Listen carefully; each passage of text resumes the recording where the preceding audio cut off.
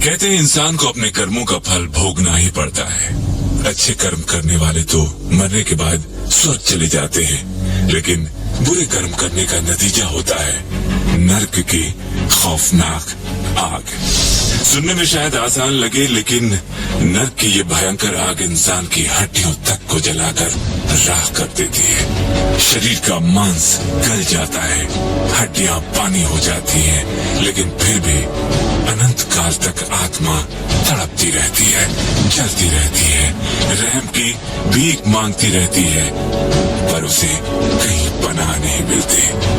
मगर जो नर्क की एक भयानक आग में भी स्वर्ग का आनंद ले सके, वो था राधे। नर्क में हर तरफ हाहाकार मचा था। पापी आत्माओं को उनके गुनाहों की सजा दी जा रही थी। कहीं नर्क दूत किसी आत्मा को कोड़े मारकर लहू लुहान कर रहे थे, तो कहीं गर्म तेल की कढ़ाइयों में तल रहे थे। कहीं सदियों से प्यासी कुछ आत्माएं पानी की एक एक बूंद के लिए तड़प तड़प कर बेहाल हो रही थी, तो कहीं कुछ पापी आत्माएं खून की उल्टियां कर रही थी।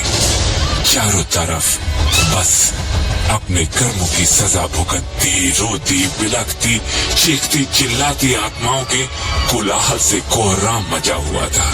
हालांकि धरती पर हर 15 दिन के बाद चांद निकलकर अमावस्या के घोर अंधकार को दूर कर देता है, लेकिन उस नर्क में तो मानो अनंत काल से रोशनी का नामो निशान तक नहीं था। पर उस कोलाहल से दूर नर्क की सबसे ऊंची चट्टान पर एक अजीब सा नूर छाया हुआ था। गहरे स्याह अंधेरे और कोहराम के बीच पूरे नर्क में केवल वही एक ऐसी जगह थी जहां ना कोई शोर था, ना किसी की चीख पुकार, ना भूख प्यास की तड़प और ना ही कोई हाहाकार।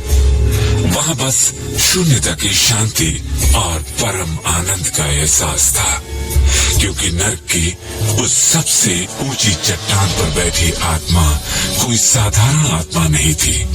ये स्वर्ग की उन सबसे शक्तिशाली आत्माओं में से एक थी, जिसके पास देवताओं को भी परास्त कर देने जैसी दिव्य शक्तियां और ईश्वर की तरह अमरता का वरदान था।